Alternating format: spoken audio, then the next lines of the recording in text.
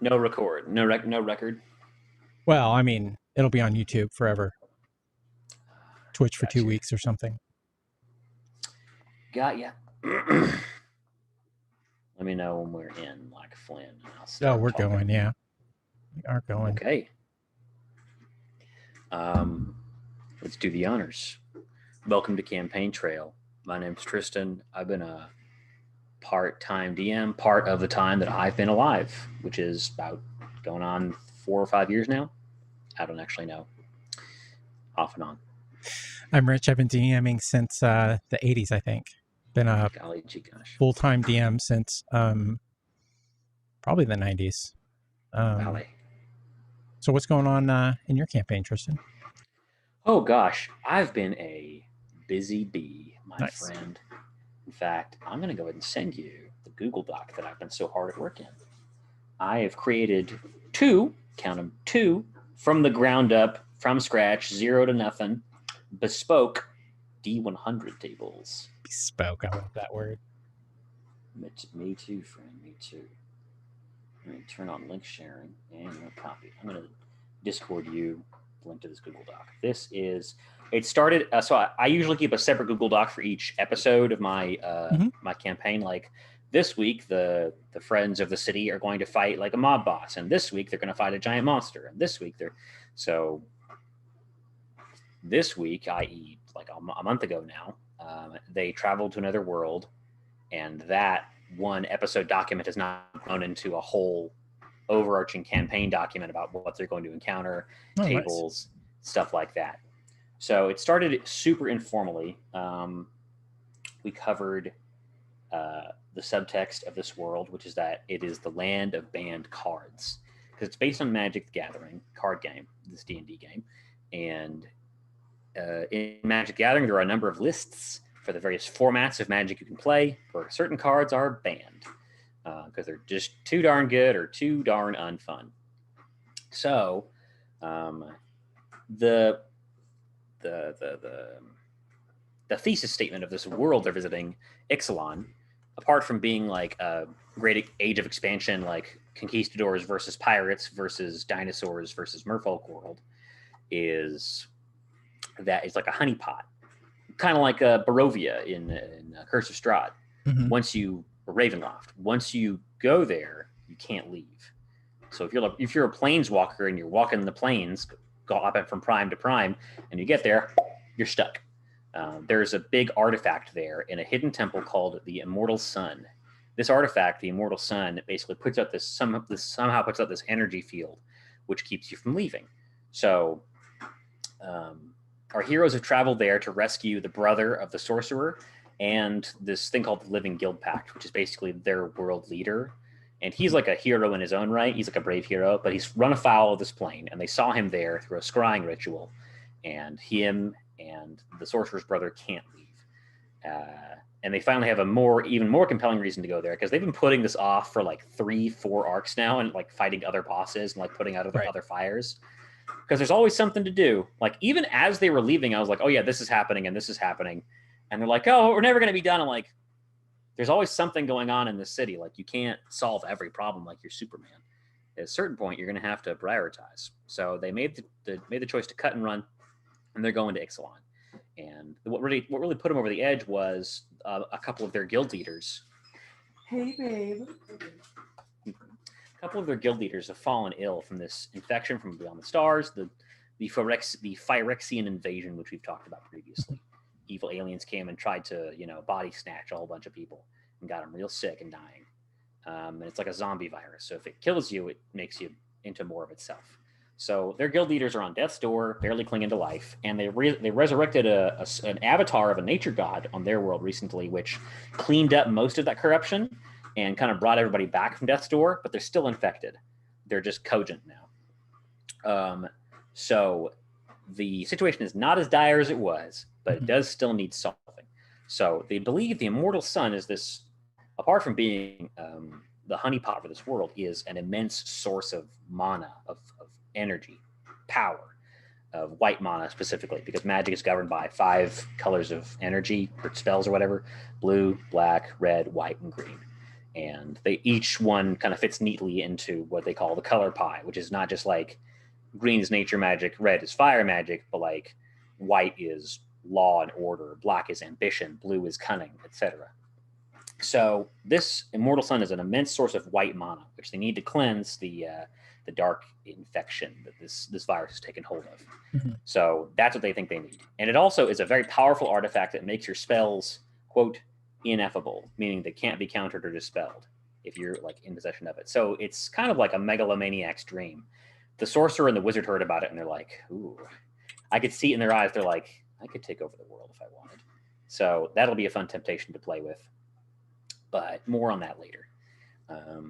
There's going to be some stuff I want to talk about like off camera with you because I know some of my players watch this stream and listen to this podcast. Right. So there's like spoiler stuff that I really want to like help with, but I don't want them to hear about until like the 0 hour.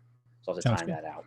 But for now, I went ahead and just went to wizards.com or WotC, whatever their website, and they have all the lists of all the banned cards. Yes.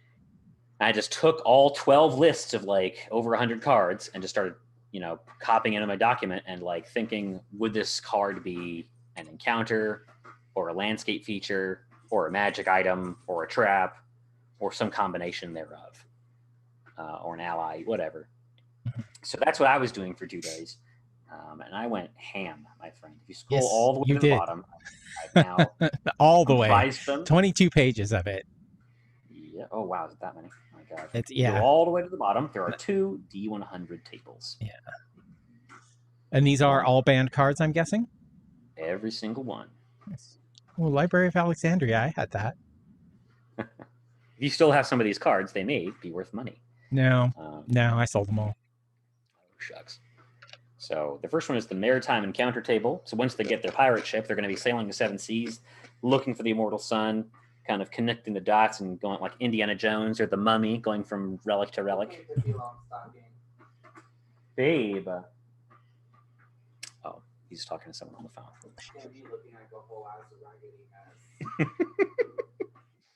All right. He's talking about Pippi Longstocking. You're going to have like a map animation where the line draws across?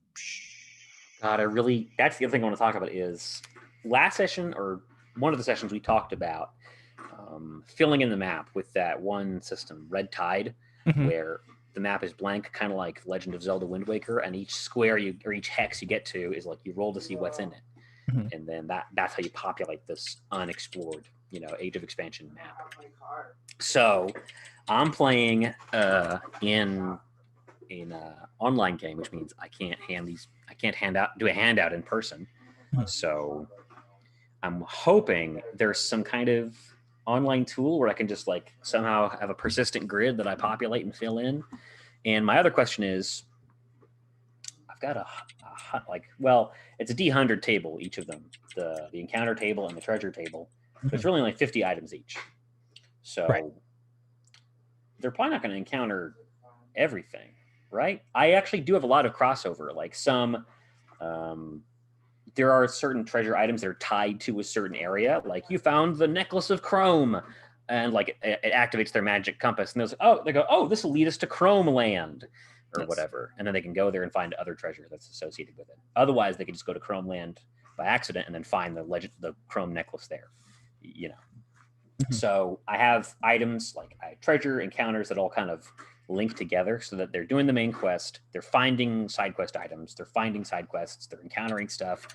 Most encounters they're going to get are going to have like a map or like a node that'll lead them to another encounter or another map location. And say if they're down here in the southeast, and it's like they find they find the Chrome necklace, and then up here in the northwest, boop, like Chrome Land appears in their map, like in between them and there. They don't know what's in between there. They know now that they can go there and get that.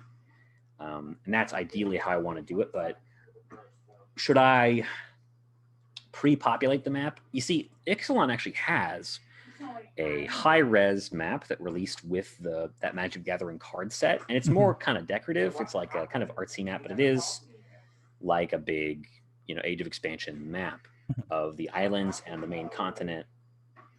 And I could just lay a grid over that. But then, I don't know. what are the benefits and hazards of having a unpopulated map versus a pre-populated one, I guess? Well, a pre-populated one, then they know exactly where they're going. Yep. An unpopulated one, you get the exploring. Mm-hmm. Exploring can be bad though, because there can be blank hexes or squares, whatever you're using. Yeah. So like my advice would be to make the grid big enough so that there's at least one thing in every square. So even if it's like 60 miles, they roll in, and in this 60 miles is an island, and the next 60 miles is an abandoned shipwreck. And then make the things that are in the hexes or squares, make them a persistent thing. Make them always there. Don't make it like, oh, you encounter a pirate ship in this one, because then they go back and then it's empty. Whereas if it's a sunken ship, then they go, oh, well, we can go back to the sunken ship, right, and do something there. I put a link in Discord. Hello.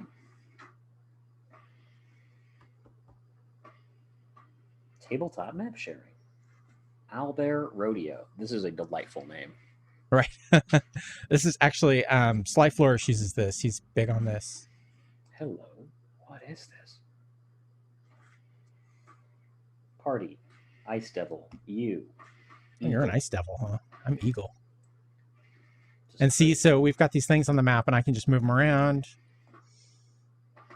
and change the map to like a basic like flip map kind of thing. Mm-hmm. Look at that. So it's super simple. You don't have to spend like hours setting it up. I assume that you can upload your own. Yep, you can upload your own map. Probably lay a grid over it. And any draw lines on it. Can just look and jack in and just look at it the way as I change it. Exactly. Wow, that is pretty cool. So I have to do I have to set up an account and have a persistent map? No. I don't know. Let's see. Because I definitely don't want to lose progress in between refreshes. You probably would then. I think you would have to. There's got to be some way to do it. I mean, that's fine. I think so. Let's see here. Let's copy this.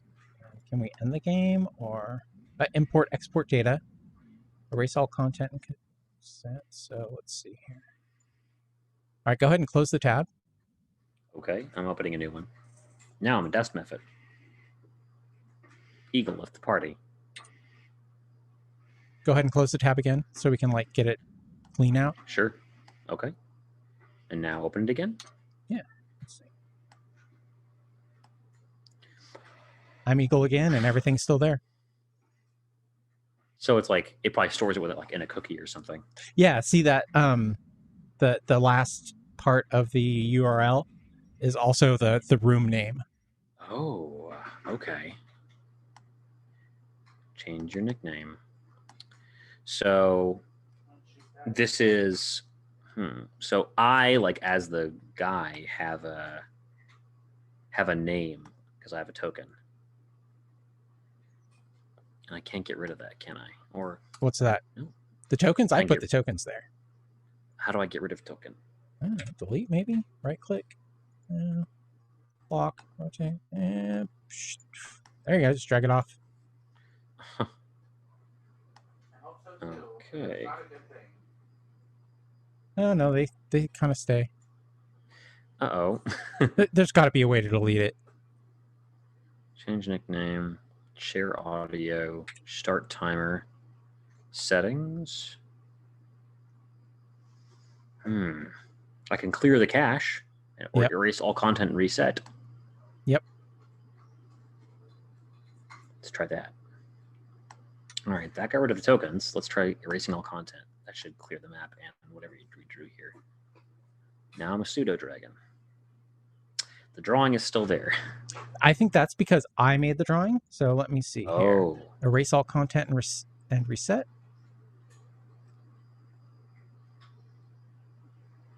I'm a sea hag.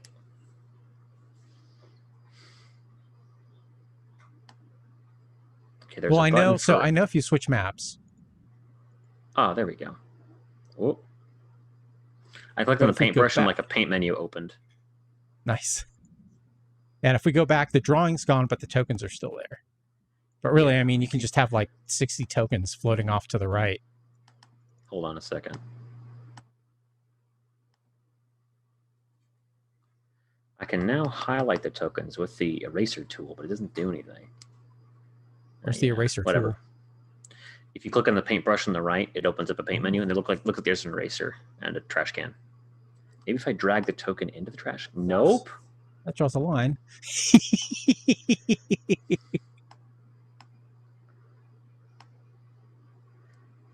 There's a token menu. Oh, so clicking the trash can just deletes the last thing you did, or deletes something. We are learning tons here. Right.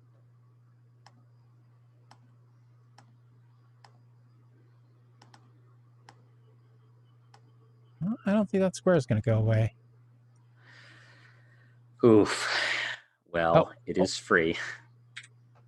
No, there's got to be a way to do it. There has to be. Yeah.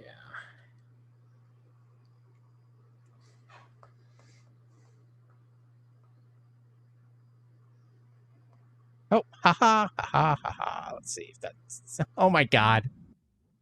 What? Pick up a token. Look at the bottom of the screen. There's a plus. Edit or import a token? When you pick up a token and drag it around? Yeah. Can you do that? Hold on. You might not be able to. I can't seem to unselect this triangle. What in the fuck? Are you on the hand tool? Oh, hand. All right.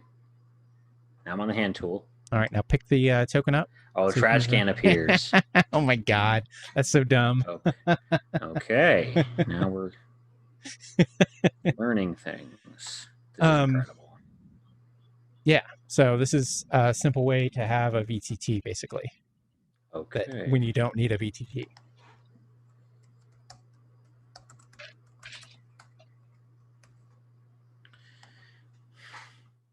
Not bad. Yeah. And we can add party members. Yep. It's just that link. All right. And I can make tokens. Yeah. All right. You just and there's a bunch on the side. You can just drag over, drop them in. Yep. Resize them. Even a crazy mouth. What's that? Goodness. Scary. Yeah.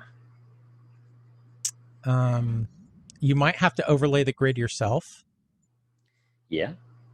But that's pretty simple using GIMP. Man, I see a grid here.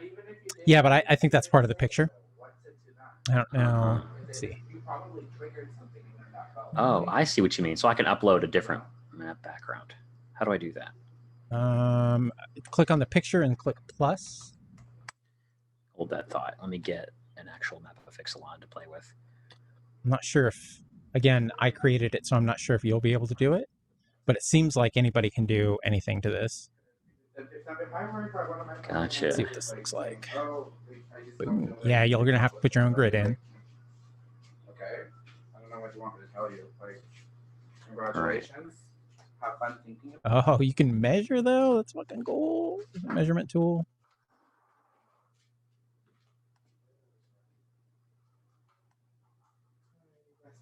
Well, All right, I think I found the map. Put fucking Daedric on this map. What the hell's going on? And then you'll have to resize the map, probably. Let me see if I can get it in there. See what it looks like. Let me try that. All right. Whoa! All right, so where do I go? The picture up on the top right. Here we go. Plus. How's everything going with Demi, sweetie? she's good. She's just having like a lot of like family issues right now. I hate when that happens. I'm glad she's okay. Are you doing that? I'm gonna go to Starbucks and I'll possibly stop by for food. Can you use your card? Of course you can, sweetie. Let me know if you need me to transfer any more from savings. All right, Anna. I Love you too. love you. Can I have my face mask in here? Oh boy. Yes, I do. All right. We may be selling a car today. Oh, nice. Huh? Just talking to Rich. Oh, okay. I was like, what? Fingers crossed. Knock on wood. That's awesome. That's part of the plan, right? That is part of the plan. We had the other fella come look at it, and he tried to lowball us. And he's like, "Oh, it looks like there's an oil leak." And I'm like, "Oh, is that bad?" He's like, "Oh, it's very bad. I'm gonna have to think about that." And Dad's like, he's trying to fucking blackball you. Oil leak is like the kiss of death. So he found like an oil stain, and he's like decided that means gives him carte blanche to lower it. So let's look at what's really going on. So it turned out the cap was loose on How the engine funny. block. So that's like $100 fix because the old mechanic stripped it basically. I was wondering where you went. Sorry for the mess in here. Hello. No, not at A all. mess. Come on in. All right, we got our Sorry. Excellent app. I went downstairs. I was like, How do I change it to the Excellent app? You should just, Oh, there we you go. if you can. Ooh, what is this picture painting here? Why can't I get rid of that? Oh, there he goes. And like I Okay, said, so you're probably this- going to have to put a grid on yourself. And then you might want to measure it or just say these are miles or whatever. Yeah. I don't know. Can you see me spinning this around? Nope. I know. We're trying to work on that. Yeah, there's a measure tool over on the right. Everything is labeled here. I like this highlight tool. Oh, you don't want it labeled? Well, I mean, if they know where everything is, Well, these could then be it just would the be like highlights true too. to the. So way back when he did like a powerful scrying ritual, which I did to entice him to go on this arc. This is like months ago, and he actually got basically this picture in game. It's like I was able to see the map. So he has some idea that this is what the world should look like. And if he gets there and suddenly the map is just like a bunch of random squares and like everything's out of order, there could be like a Thermian argument, like an in-story reason for that. But I don't know. Do you think they'd like be mad at me or call bullshit? I don't think so. Have they gotten mad at you or called bullshit yet? Not really. They were kind of dragging their heels when I had the short detour for the boss fight right before they got here. Yeah. And he was like mad. We'll be right back. All right, I love you, sweetie. Love you, babe. Mwah. Yeah, because he had put time into specifically trying to iron out problems with the portal and not get offset. So I had it where, like we discussed, that they saw like something going wrong, like a vision through a portal of like one of their friends' timelines being upset. So they have the choice to continue on or to take a detour. That's So good. with one player, so like 3 players were like, "Oh, what? Come on! Oh, what?" Like, and then one player who's like, "Let's just go save him. He's our friend. You know, that's what's happening. The story's taking us." I'm like, "Thank you." Yeah, I don't know. I mean, they've been having fun now that they got here.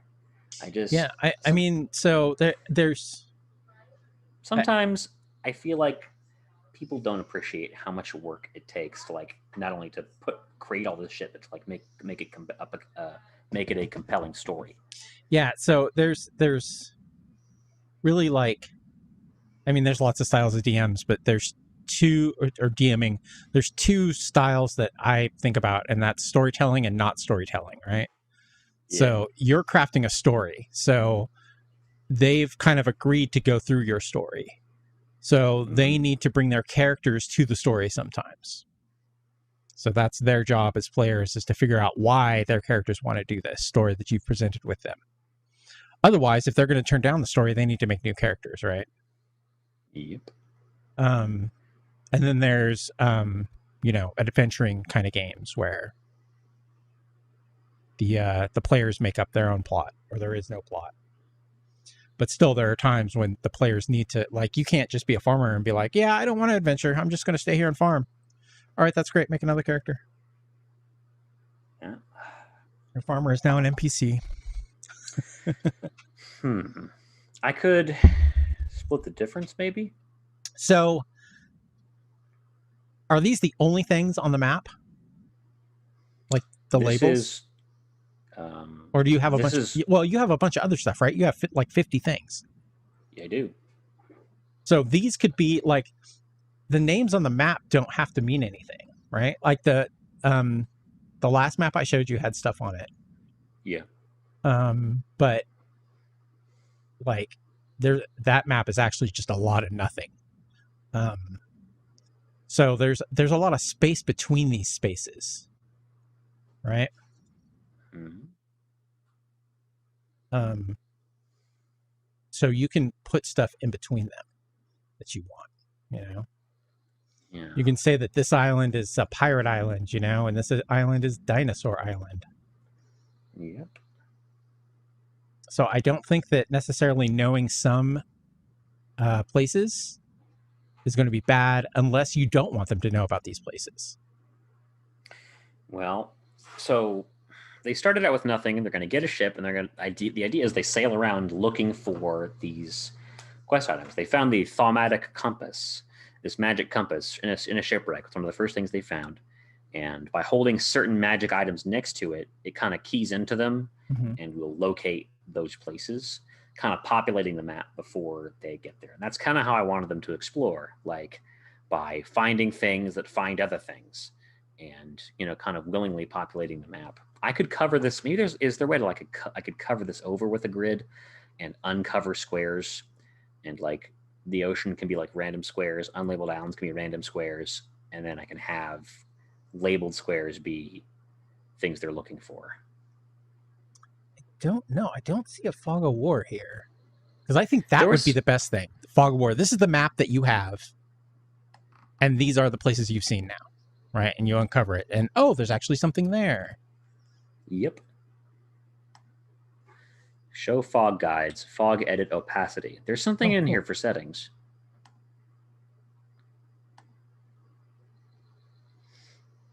Maybe there's a fog like tool. No.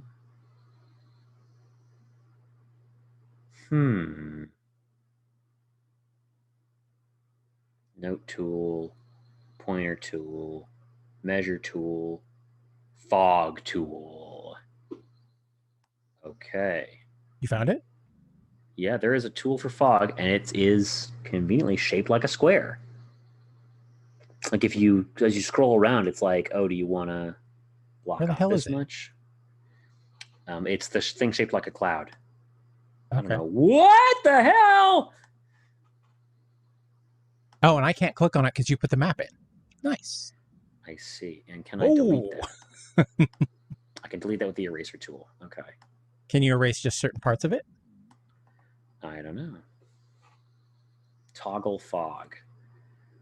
All right. I can do a fog rectangle here. Fog polygon. So I could painstakingly draw in like over 100 squares covering up this map and delete them one by one as they get there. So you can't like just use the eraser tool and erase a little bit of it? It erases the whole thing? Let me see. I can't see the fog, by the way. You toggle it off. Yep. I have not drawn any yet. Oh, okay.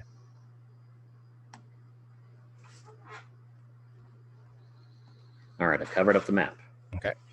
Now, let's see what I can do. Fog brush, fog, toggle fog, erase fog. Enable fog cutting. Enable multilayer. Enable fog preview. All right, so is this going to delete the whole thing? Yep. Okay, what about fog cutting? Let me try that. That sounds more like...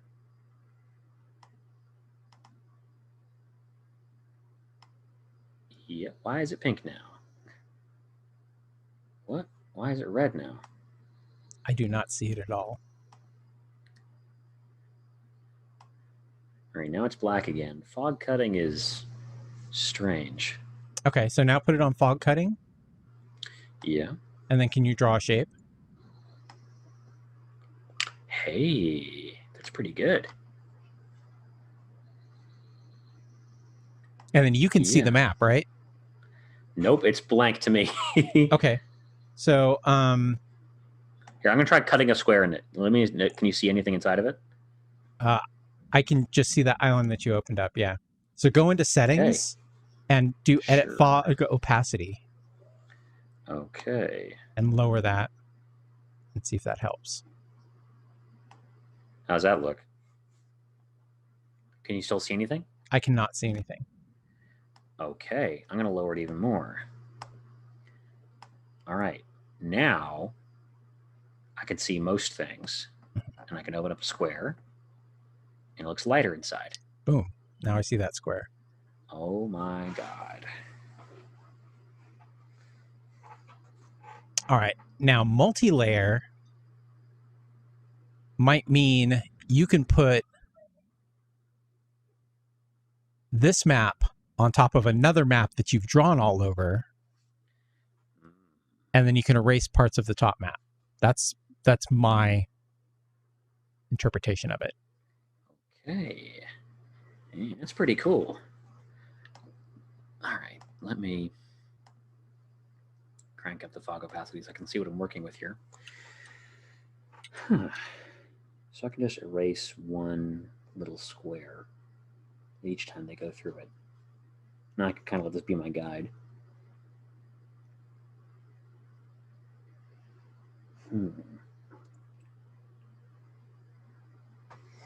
This map has more land than I thought it would. Oh, yeah? Yeah, I thought they'd be doing a lot more sailing, but they're supposed to start down here. I'd envisioned that's where they'd start. And there's lots of ocean to the right, but to actually get to most of the places they're going, i.e. here or here, there's fucking continent in the way. Yeah. So it suddenly just becomes like their pirate ship is just gone and they're just walking along. There's rivers here. Maybe they can. Maybe the rivers are big enough to use. Those rivers are most likely big enough if they're on a map, right? Because how big is a ship on this map? That's true. That big. Okay. And then this is just the major rivers, right? These are like the 5 mile wide rivers. So there's probably smaller rivers that can even go in there, and you can give them the choice. Yes, that's true. And in the canon, there's these merfolk that like run the rivers, and like they are like the masters of the tributary, basically, and like they give the other fighting factions a lot of grief. Yeah. Okay.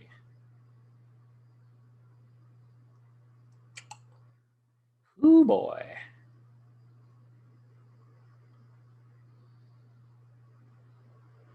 I need like a standardized size for how big I want these squares to be. Multi-layer. Maybe I can find just a picture of a grid and put it on top. So like a PNG grid. Maybe I can just make that, like, is there a way to change the opacity of that layer?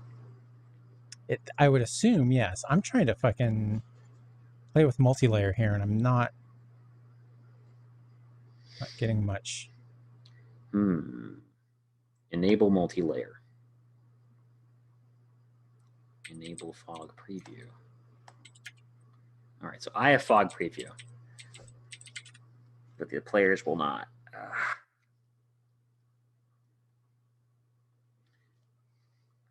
Bum ba bum ba bum bum.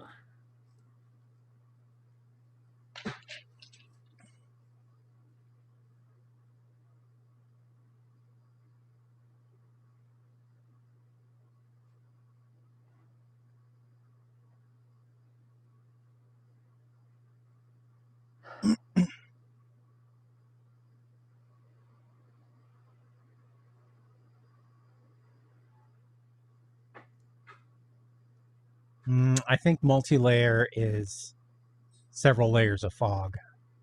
Ah, I see. That is interesting.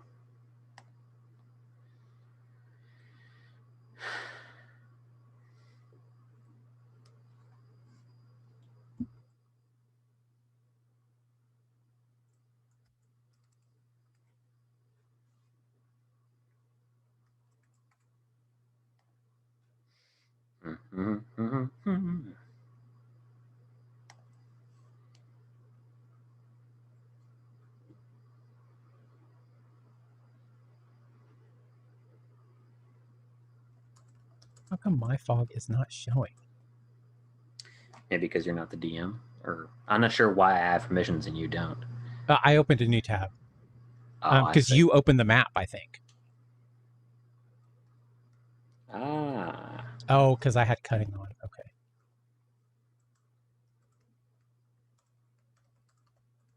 Yeah, multi-layer just means you can draw several layers over it.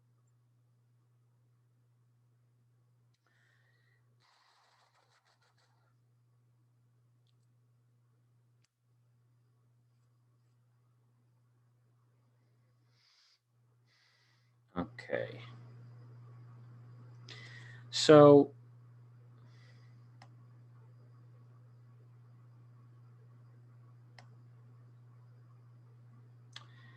if I do the rectangle fog tool, and you hover it over like certain areas, it does lets you know where the meridian and the equator are. Like put it in the center, and you can see a line from top to bottom. So it does have its kind of its own invisible grid, kind of in mind. And I just have to kind of decide how big I want a square to be when I reveal it.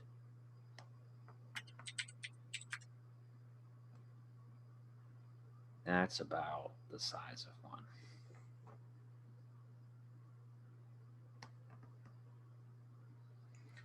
Okay, so they kind of even out. Kind of. It shouldn't matter too much.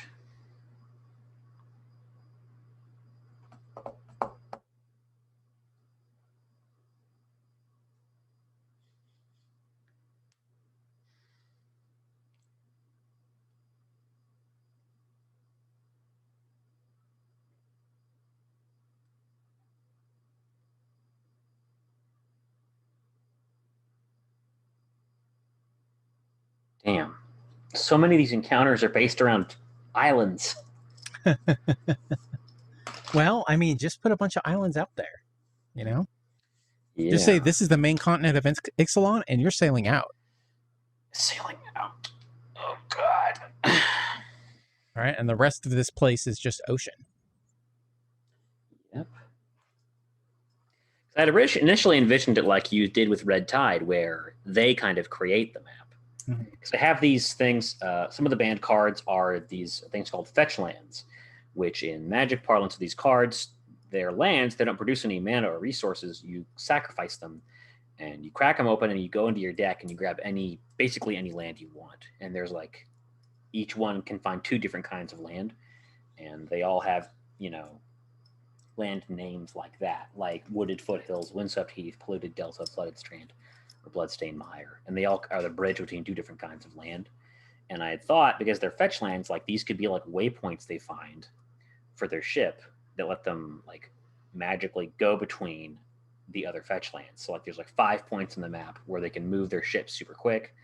And if they want to get around quicker, there are teleportation circles they can find to move like them, just like them and maybe some of their crew. But if they want to take the ship, they have to find these special ship teleporters, basically. And I thought it'd be cool to like populate the grid that way. I don't know. I guess it comes down to what they're expecting.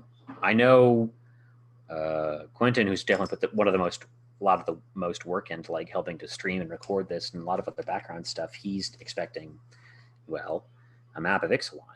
Yeah. And if I have a weird blank map that's like Ixalan light. Well, you can have the Ixalan map, but just put everything around the outside. That is true. And say these are the places you can go in Ixalan if you want to, and you can have some things even send them inland. But most of it's going to be outside of this island. The main quest is going to be, excuse me, is in the center. The main quest is here, Orazka. They have to get there. And so the way I have it is they have this magic compass, right? And what I wrote was, here, let me find it. Main quest. Scroll 12 pages. God damn it. Once they've got their wings into them, the party must travel to each Ixalan flip card landmark. So there were these 12 cards in Ixalan block in the Magic Gathering game. They are like special cards, like enchantments or artifacts, or like cards that once you satisfied a certain requirement in game, kind of like going on your own mini quest, the card would flip over, and on the backside was a land card, so it could produce a resource for you, or it had a special ability, and it was like finding a treasure map and going to that location, basically. So, in order to follow the path set for them by the thematic compass and unlock the Temple of Orazka in the Golden City. So, basically, here's an example. They find a magic dagger called the Dowsing Dagger. And the dagger is keyed to another location called, what is it? Here. The Lost Vale. So the compass activates and puts Lost Vale on their map. And they have to go there. And they're like down here. So there's a lot in between them and there. And once they get to Lost Vale and complete the quest there, Lost Vale, like the key part, there's like a pip that like fills up on their compass. And it's like Lost Vale activated, like 14 more to go. So basically they visit all these landmarks, and it's kind of like the Mummy. Remember the Scorpion King, Mummy 2? Where they had to go to the different landmarks in order to follow the compass and unlock the final location? Yeah. It's basically like that. In order to, so they can like find Orazka, Temple of El Dorado pretty easy, but it's like a bombed out ruin, partially underground. There's a big door that won't open unless they have all of the keys in their compass. So they have to go here and here and here and here as an example, and then fill it up that way. What else did I write here? What did I write? Yeah, that's basically it. And like some of them, yeah. So by bearing witness to some or all of the transform cards, the compass can fully activate and act as the key to enter Azor's Temple, the final dungeon. Each transform card goal will have an associated item or event that will lead the party to its conclusion using the compass. E.g., buying a treasure map at the Bazaar of Baghdad will activate the compass and lead them to Treasure Cove, where the compass will activate again, confirming they've arrived at their destination and powering up further. Each completion area should have at least one link to the next, kind of chaining together their quest line.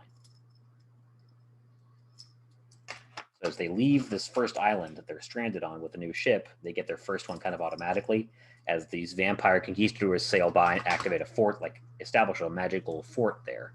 They see the fort, and it's like witnessing that event in history, because it's like a time-locked compass or what have you. And then they can continue on their way and kind of get an idea of what they need to do. Can you open up the map for me? Yeah, sure. I'll kill the fog.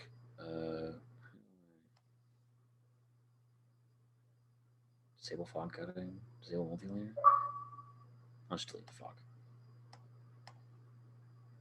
How's that? Good, except for one little square in the middle, but that doesn't matter.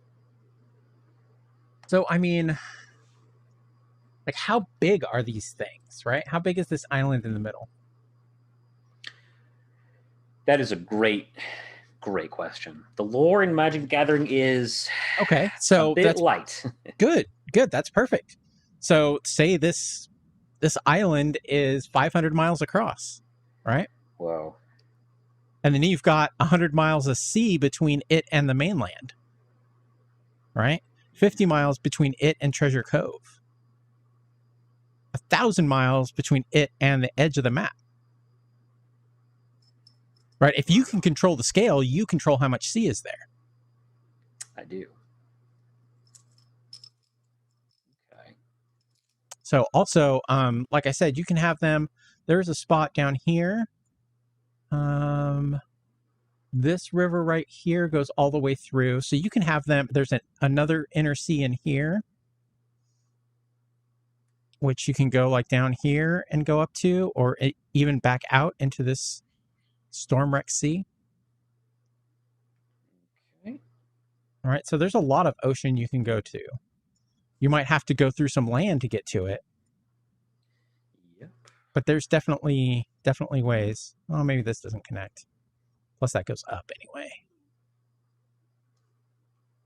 But there might be some magical thing on the boat that lets them, like, go through locks or whatever. Can go up to the top of the mountain and hit this lake and then go down. Yep. Maybe I should just start them out in the corner, like in the middle of blank ocean out here. Yeah. And the first few sessions are going through the ocean. That's another good idea, yeah.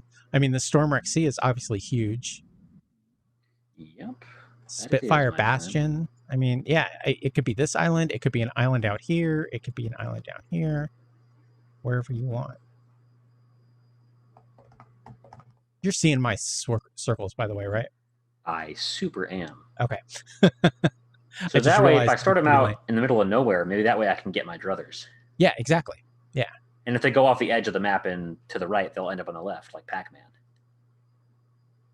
Or it doesn't matter. There's just more sea out there. Yeah. Right. And you don't have to tell them the name of the sea, right? So yes, you can. They can be on the left side of the map. That's not even on the map.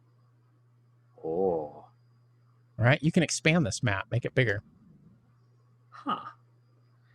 I could. I mean, it wouldn't look as nice, but I could. Well, no, but you could just change the map, right? Say, go to that ocean map and say, okay, you're in the ocean. All right. You don't know where this continent is. You know, the compass is saying that the next objective is to the right. So once they get off that, you know, then you're like, oh, okay, now you can see the continent. And then we're going to move you around on this map. Nice. So I figured out how to put a grid on here.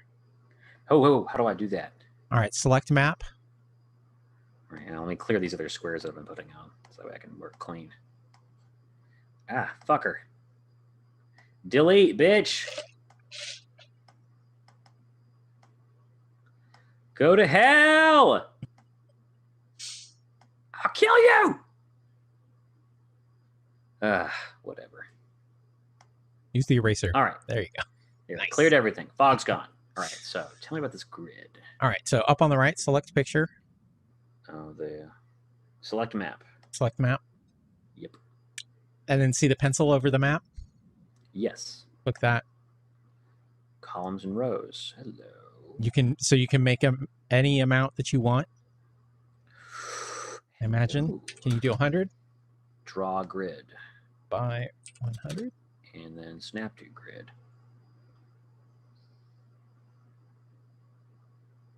Allow others to edit. Nope. That'll be me. Y'all can just look. Save. Hey, we got a grid! Nice. I'm going to change the map real quick, and I want to see what this does. Sure. And zoom in on this map. Oh my god. So this is 100 from top to bottom, 100 squares. That is a lot of fucking squares, my friend. Yep. And then if you zoom out, there's fewer squares. Right? It only That's so shows cool. Nice.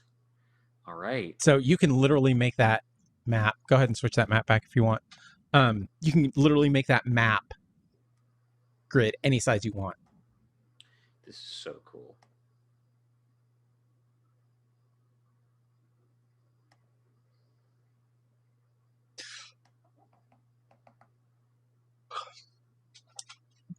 And while I would do something like this in Foundry, I'm already way invested in Foundry.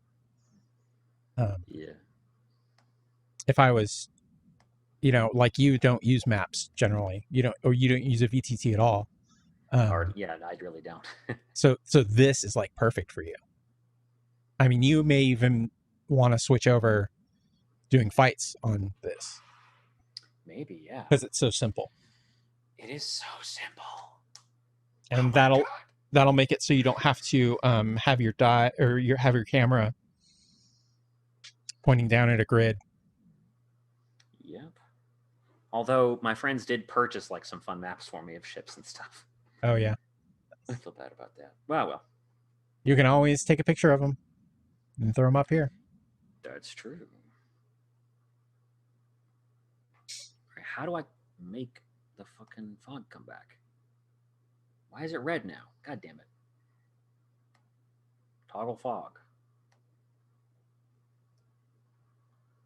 No work. It doesn't toggle it. It just makes it so you can see it or not see it. Oh, right. So then toggle, yeah, make it, and then you should be able to draw it if you untoggle it.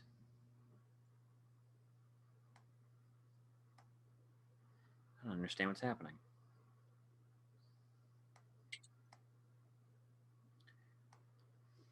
What the hell? I can't figure out how to get it to go back.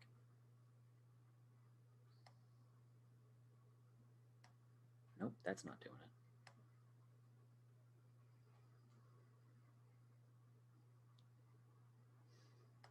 it. Having the same problem here.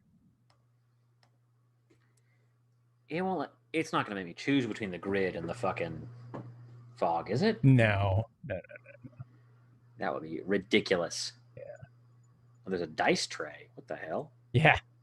Crazy, huh? What the fuck? Oh, are the scissors, is there a line through the scissors? No. That's why. Oh. Because you were in cut mode. We were in cut mode. Oh, okay. All right, and now it is covered. Yeah, I'll start them out in the corner. And they can kind of blindly go through the ocean until they find something. Mm-hmm. And I can put my random shit out there. All right. And that way I have more time for random shit. Yeah. Random shit's fun too. Hell yeah. That's what I want. I kind of wanted random shit to start with, but I was kind of pigeonholed by my setting, which until now hasn't been a huge problem.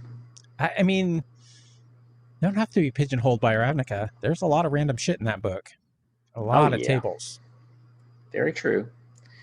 In this particular case, they are no longer on Ravnica. They have traveled to another world. Mm-hmm. A world that I gave them a map to like an idiot. Nah. I mean, I took the map away, but now they're somewhere else. Yeah. I mean,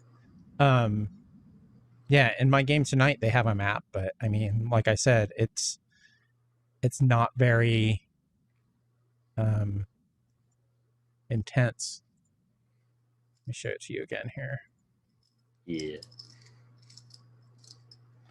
Hello. What's this? Okay. Go look on the table. So they are playing in this area right here. That is like the extent of their area.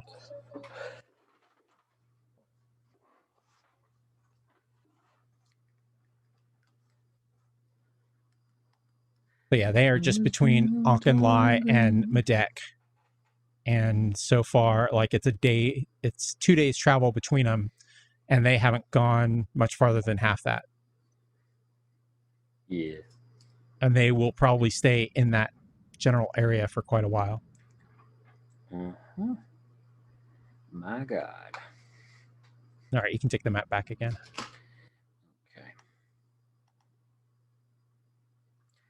Okay. Is it still covered in fog from your point of view? It is, yeah. Okay.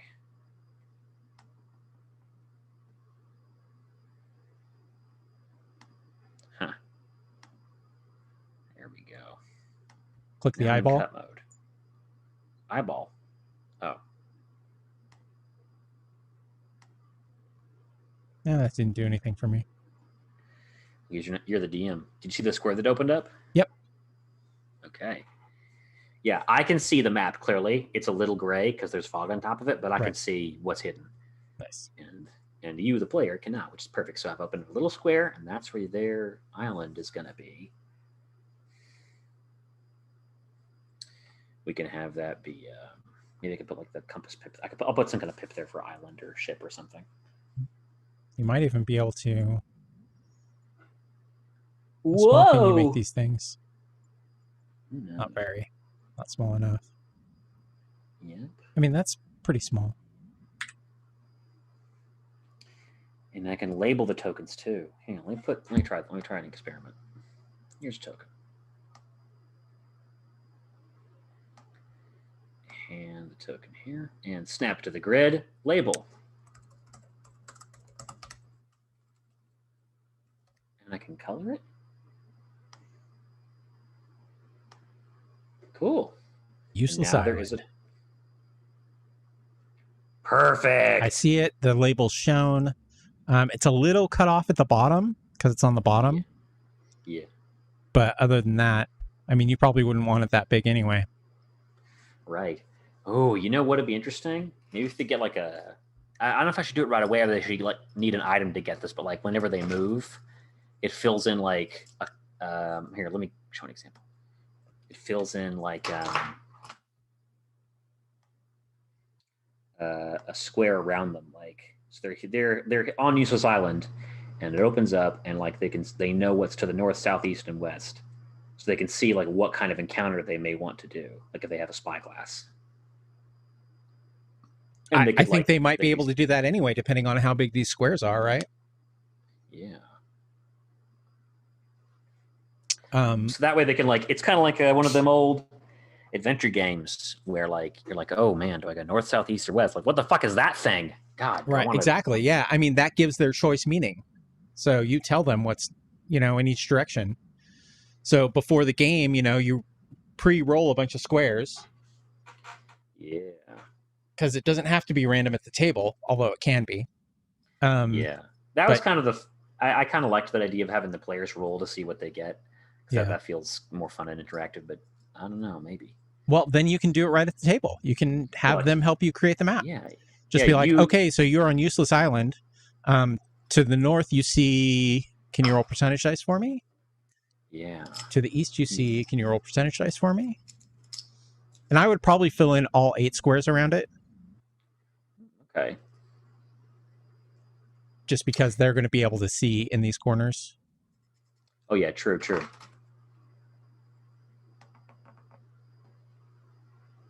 This is great. This is, all right, a lot closer to exactly what I had envisioned. Ooh. The squaring is not precise. Yeah. But we'll get there. This is great.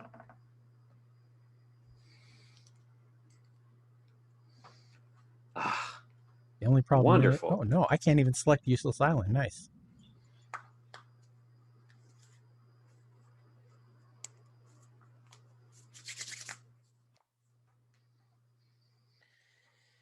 Bum ba dum bum.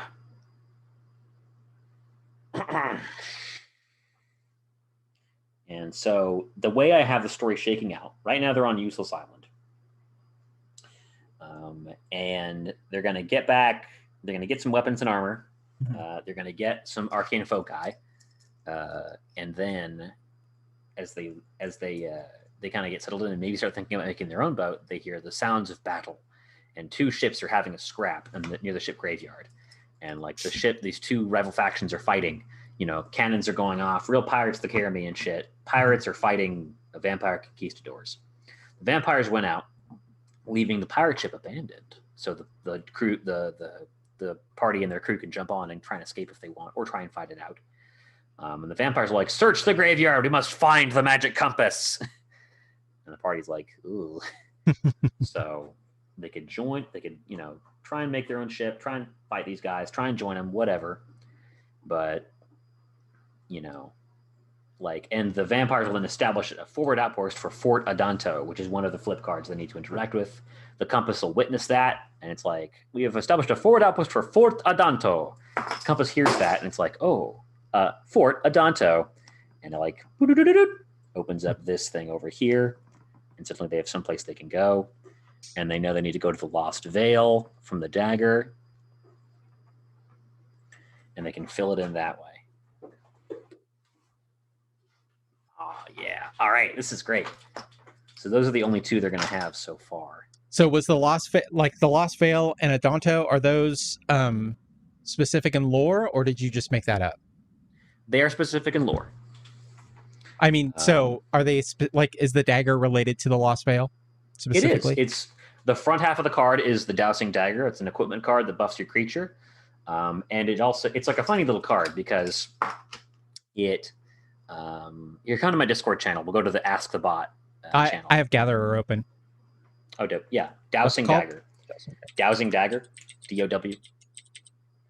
And it flips over into Lost Veil. So it buffs your creature, but it also gives your opponent these 2 plants in the way.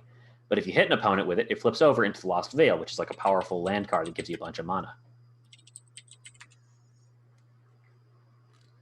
Nice.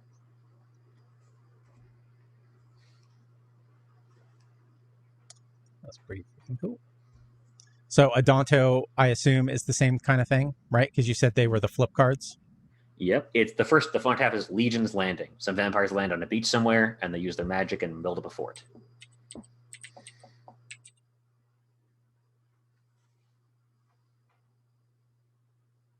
Nice.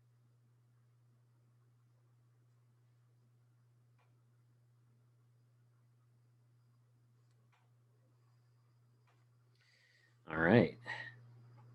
And I have some of the band cards I'm using are not part of the setting, absolutely. So they can be kind of floating out in random parts, Right. or like near random settlements.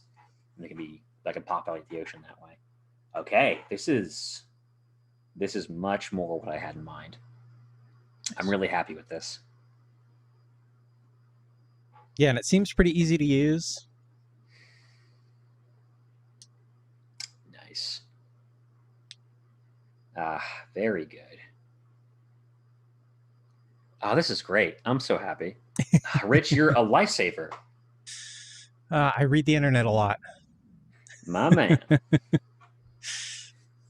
My brain is stuffed full of fucking RPG goodness. Do we want to cover what actually happened last session? Yes. Yeah. Aside from our exciting podcasting here of learning Alba rodeo. Hell yeah, dude. I mean, I know some people like that. They're like, hey, I want to use this thing. Now you two have a great tool. Let's make sure to link this tool in our show notes. Yeah. The way I've been doing show notes is like every time I pop I've got the screen up in Twitch or the browser up in Twitch. Every time I pop a tab up, I open a new one. And then at the end, I just go through and paste all those in. Nice. Smart. All right. What did we talk about last podcast session? I have no idea. We talked about going to Ixalan. We talked about that fight, that first fight that you wanted them to do, but didn't want them to wanted to force them into it because of his precautions. Gotcha. And I can't remember if they had the fight by the time I talked to you. Nope. Okay, so let me tell you about that fight. So in Dark Souls, there's an infamous boss fight against two enemies at once, Ornstein and Smo, whatever. One's a very big knight with a big hammer. The other's a very nimble knight with a lightning spear. And so they kind of play off of each other, and you have to kind of manage both of them in order to come out on top in that fight. So that's kind of what I envisioned for this fight. One pulls aggro as the tank, the other one is like the heavy hitter and like dodges and dashes around. So the party is going to Ixalan, like I said, to rescue the sorcerer's brother, their world leader, the guild pact, and to find this artifact that'll cure these sick people. And they open up the portal, and they've got some suitably epic, Stargate-like music playing. And something goes wrong, even though the sorcerer said he was spending downtime to have nothing go wrong. And I'm like, well, fuck you. No, I wasn't trying to be rude or nothing. I was just like, man, I want to show this off. So that doesn't exactly like what happened doesn't mean something went wrong, right? Yes. I gave them the choice, like you said. Yeah. It's not that something went wrong. It's that they got to see something extra on the way, Maybe, well, I mean, it's too late, but maybe he did it so well that they were going, they didn't need to navigate in there. They just saw, things they were passing. They did. Yeah, so they open up the Stargate, and it's a big light tunnel. And as they're walking through the light tunnel with their crew and their forces and everything, they see visions of their friend, Juamez, who is a person from this world they're going to. And he gave them his sword to use as a focus, a catalyst to key into that world. Kind of like when you plane shift, you need a tuning fork from a certain plane, like that. So they have his sword and they're using it as a power source to stabilize their tunnel, essentially. And they're walking through the tunnel and they see visions of Juamez in his past, not his past lives, but like all the stuff he's done throughout his life before he died. Because he ended his story as an undead on their world and like helped them defeat a mummy lord and then passed away peacefully, leaving behind his sword. So they see a young living Juamez in these visions, and they see him like using the sword because it's like they're kind of passively scrying on the sword in its past to draw energy from it and get to the place where they're going. And then there's like an energy surge, and the person who's like their girl in the chair, Mizzix, the goblin engineer, she's like chief engineer of the Izzet, so she's like super high up, and she's good friends with Louis. And had this funny thing where like she's like kind of awkwardly trying to hit on the sorcerer, and he just wasn't having it. And she's like, "Okay, cool, all right." And it's not like she didn't sabotage him or anything. She's not bitter or petty. She still cares a lot about them. And there's like a power surge, right? And the sword they're using as a catalyst starts to break down. And she's like, "All right, hang on. We planned for this, Louis. Remember? Don't worry, I've got it." And so she just redirects power from somewhere else. And so there's like a flash of lightning that courses through the tunnel, and they see in one of the visions, Jualmez is fighting, like having a fight with the sword they're using. And in the past, the sword flickers and starts to like get damaged. And he looks down in confusion, and suddenly the past changes, and suddenly he's losing that fight.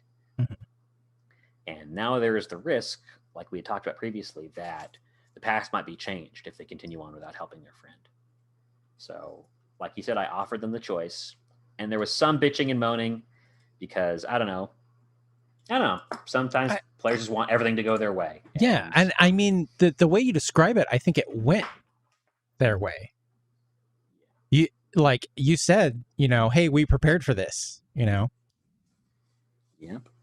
If they didn't prepare, then maybe they would have just been shot straight there with no choice. Yeah, that's true. But they bucked and up. Sometimes like bitching and moaning in the moment is different than being unsatisfied at the end. You know what I mean? True. Yes. Like in the end, I can say, spoiler alert, they were quite satisfied. So yeah, I mean, you can tell me, I'm planning on spending the day at home all day. Oh, okay. Well, I'm going to be there in 10 minutes and pick you up, and we're going to go to your favorite restaurant, 40 miles away. And I'll be like, all right.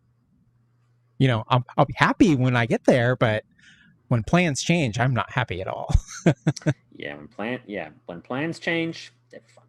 So they're stuck with this. So they're like, they don't know definitively what will happen if they leave Jualmez to his fate. It might change their timeline because he helped them in the past. And if he's not there to help them in the past, then their past changes, potentially. But whatever happens, I reassure them that they get to go to Ixalan because of what they did.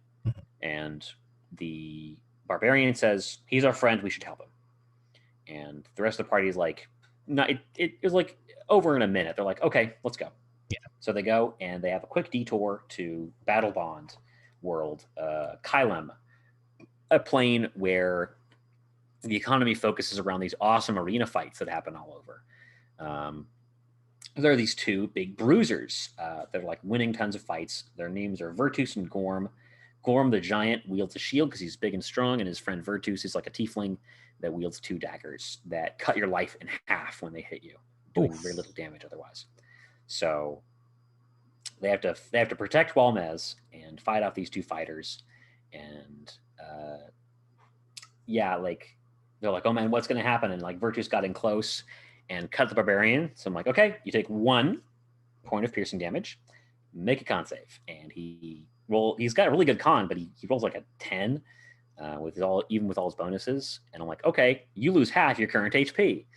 And they're like, oh no! So they fend off Virtus and Gorm, who as a pair, because they're in MTG, they are partner cards, which means they search each other out when you play one or the other. They're supposed to work together. So I had them share legendaries, basically. Nice. Because they're like a team. So they had like a pool of legendary saves and stuff that they shared. They're like very strong combatants. I basically used the stats for a buffed up assassin and a fire giant dreadnought. Fire giant dreadnought's great. Yeah, so that's a heavy hitter, but that's perfect for Gorm, right? 2 shields and everything. Exactly. Gorm charges in. Virtus kind of stays on the outside, teleporting around, turning invisible occasionally. They burn a few legendaries on slow and then on a hold person, and they finally pin down Virtus. The Bloodhunter disarms him and then coup de grace him with his own sneak attack. And Gorm's like, no, our winning streak. So because Virtus is fine, he just appears in the big screen like with like the sad like clapping pose like you just lost in Smash Brothers. I guess the stakes are a lot lower for Virtus and Gorm than they are for the party, because the Virtus and Gorm are registered with the magic of the arena. They're safe. The party and Walmez are not. So if they die for real. Well, I like that what you did, because Virtus is really scary, but if you sit down and think about it, he's never going to kill you in 5e because half of 1 is 1. Exactly. He's That's like awesome. a harm on a stick. So, so in midway through the battle, Mizzix pipes in through the dimensional link that I put in one of the characters' heads. He volunteered for the brain surgery to put a machine in his head. Awesome. Of course he did. Yep. And so they're like, all right, move your arm up and to the left. I'm a whisper a bit and improve your odds. So Mizzix, someone uses magic to affect their fight, and basically she hacks the arena and launches a bunch of power-ups for them. They're literally they look like the Mario Kart power-ups, like the big floating glowing cubes. And they could just run up and touch them and they get something. And nice. I did imitations of the soundboard from Metal Slug. So the barbarian touched one and had enlarged, but he grew 2 size categories. Mm-hmm. And the announcer goes, "Oh, big!" and the sorcerer grabbed one and got a literal giant black cartoon bomb, the size of a soccer ball. And the announcer's like, "Super grenade!" And stuff like that. So they had a lot of fun hunting for power ups and throwing them at Gorm. And Gorm got a power up too. I think he got the heavy machine gun and just had a Gatling cannon in one hand, was shooting them with it. And he started focusing on Walmez. And they noticed whenever Walmez got hit, the world around them would flicker like they were on a green screen. The chroma key went out. Mm-hmm. So they knew they needed to protect Walmez, because if he dies, something bad will happen. Within reason. I'm still continuing with the story I have in mind, but there will be some weird consequence. So they finish the fight. They defeat Virtus and Gorm. Their kill gets stolen by another pair of partner cards from the same set, Will and Rowan Kenrith, who are these heirs to the Scottish throne from Scotland world. Eldraine throne. Eldraine's Scotland / Arthurian myth / fairy tale world. Mm-hmm. So these two, this prince and princess, these twins are here, and they got fire and ice magic. And they get Gorm to 1, and then suddenly he gets coated in ice and he can't move. And this red-haired woman flies out of the fog, the fog of war from the other side of the arena, holding a steel chair in her hands, and hits him across the head. The announcer's like, "Oh my God, it's Rowan Kenrith with the chair!" And so they steal the kill because they're actually registered with the arena, so they get the points. But the party doesn't really care about that too much. They're just like, "Oh, that's funny." They're just there to help Walmez, who at this point doesn't know them because he's still young and alive, and he helped them while he was an undead in the future. So Walmez is like, "Hey guys, thank you for the help." And he wants to hang out with them, and they're like, "No, you can't hang out with us." And he's like, "Oh, I'm sorry." And he seems kind of crestfallen. They give him some gifts to remember them by, and also to scry on him later somehow, maybe. Oh, nice. He wanted to come with them to Ixalan. I wanted to have him be a guide, but they're like, no, they're afraid they might mess up the timeline somehow. So I figure they'll see him again later, maybe, kind of, because time is kind of wibbly wobbly. So they don't know when they're going to Ixalan. It's kind of out of whack. Excuse me. So they give him a magic sword the Blood Hunter wasn't using, and some plastic flowers the cleric had from way back when, early, in the first arc. And that'll help him keep track of him, maybe. And it was just nice to remake friends with him and help him feel better after being shunned by the winners of the fight, and not being the best or whatever. Just he seems like he's looking to make friends, and he made some. And that was really a sweet thing. And then at the end of the session, I, as a caveat, like a Marvel movie coda. It's you see Mizzix in her chair manning the portal, keeping it open for you to return home. And you see the sword that he gave you clamped in the ready position for the portal, and it flickers and glitches out, and then suddenly it's the sword you just gave him. Nice. That's awesome. So they defeat Virtus and Gorm, they save Walmez, they continue on to Ixalan, and what did I have for here? So however their battle against Virtus and Gorm concludes, the party hears from Mizzix again that she's ready to give the portal a second try and transports you out of the arena. And then, so they are in between worlds, like, going towards Ixalan. You are submerged in an aether vortex, caught between two states of matter in the blind eternities. A terrifying visage, made of blue lightning, greets you with a booming voice. The universe bleeds. It ill needs chaos such as you. You do not belong here, and now you shall never leave. And then they're all struck by something like a tidal wave and plunged headfirst into an ocean cold as ice, as though dropped from orbit. They feel an intrinsic tether within themselves being severed as the ley lines from their homeworld can no longer reach them. Everything goes black. And then, as we had planned and previously discussed, they awaken on the shores of an unfamiliar jungle island, sunburned so they've been outside all day, and they are minus all of their equipment, all their magic items, their gold, their even their armor and their clothing, gone. They have like rags they're wearing, but that's basically it. And I went ahead and gave them each like a weird, not a debuff, but like a something different to deal with. Volley, the Blood Hunter, had magic armor that let him turn invisible, but it was cursed. So if he ever got more than 10 feet from it, he would go blind. He got in the habit of sleeping next to his armor, like having the armor stand right next to his bed.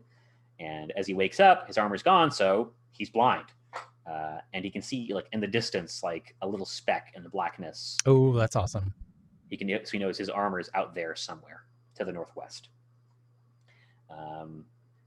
And he can look down and see himself. It's like he's standing in a spotlight, basically. Like all he has is a 5-foot square on himself and nothing else. And he can see himself. And he had undergone a transformation previously where he'd become like part badger, like a badger man, because he'd been in tune with a nature spirit from his Gruul tribe. Gruul or Gruul? I prefer Gruul. Gruul, I think. Yeah, I like it. And now that he's on this other world, away from that nature spirit, away from those ley lines, he's turned back into a man. He still has all of his. I didn't change any of his stats. He still has his climb speed or whatever, but he just looks like a dude again.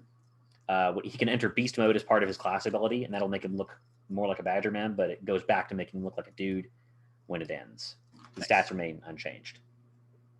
And then I had Alpha the Cleric, and she had become like a simic mutant, like a plant mutant, plant-based mutant. That let her like shape change, basically act like a reverse vampire. She could, shape shift, wall crawl, and like charm people and stuff, and drain blood. But she needed to drink blood, and also she needed sunlight and running water in order to keep healing, as opposed to the opposite for a vampire. So Alpha's inner mutant has grown out of control. She now resembles a dryad more than a human. She can still disguise self at will, because she had like a John Carpenter's The Thing ability where she could like shift her flesh to look like other people. But now it requires concentration. So it's at will, but it now requires concentration. Other stats remain unchanged, just to show that like her mutantness has grown out of control and she now has to concentrate on being human. Louis, the Time Sorcerer, is unstuck in time. At the start of each day, he rolls a d10 to change his age. Even numbers make him older, and odd numbers make him younger. That's awesome. So he spent like 2 days as Baby Louis. Everyone kept saying it in a weird voice. He's like, stop calling me that, because he was an 11-year-old sorcerer. Nice. But with like an adult voice, which I thought was funny. That's awesome. And then we've been using the D30 that you started with, where like we can pass it back and forth between the DM and the party. He's like, that's it. I'm using the D30 on my age. I want to be old again. So now I've got that in my pocket and I can toss it at them. Sweet. Maybe I'll make him roll it again when he ages again, or I'll just use it on damage or something. I don't know. Jarek, the wizard, he got the brain surgery implant that used to belong to Vanifar, the previous ruler of the Simic, who was like the ooze wizard. So he wakes up. They get a message from Mizzix that's like kind of breaking up, kind of staticky, and she's like, because they're on separate worlds, and she's kind of monitoring them through this like quantum wormhole, she can see their entire timeline. But by staying in contact, the timeline stays synced up. So it's 1-to-1. So a month there is a month here. And the people who are sick don't have a month to live. So she apologizes and she's so sad, but she's like, she's going to have to cut off contact until they're ready to come home, so that no time passes in their home world and they can still save the people. But that means they're not going to have any help from Mizzix, and time is going to pass normally for them, and it may be months or weeks or whatever before they can come home. And once that switches off, Jarek hears a familiar voice. It's Vanifar, the ooze wizard, who somehow like survived in the microchip in his head, kind of like a ring of mind shielding or a phylactery, basically. And so now she's like piggybacking in his brain and will occasionally talk to him and like fuck with him. So that's his debuff, quote unquote. Uba, the barbarian, has grown a long, like gray Rip Van Winkle beard, which I may act on this session or next. Probably, I feel comfortable talking about it. It'll happen before this episode comes out. Part of his backstory is that Hey, man. he was given. I gotta cut you off. Uh-oh. Juju just fell, so I gotta go help. Oh gosh. Okay. All right. So I will talk to you later. And Gotcha. Yeah. All right. Have a good one. We'll leave it there. Cheers. Bye. Call me.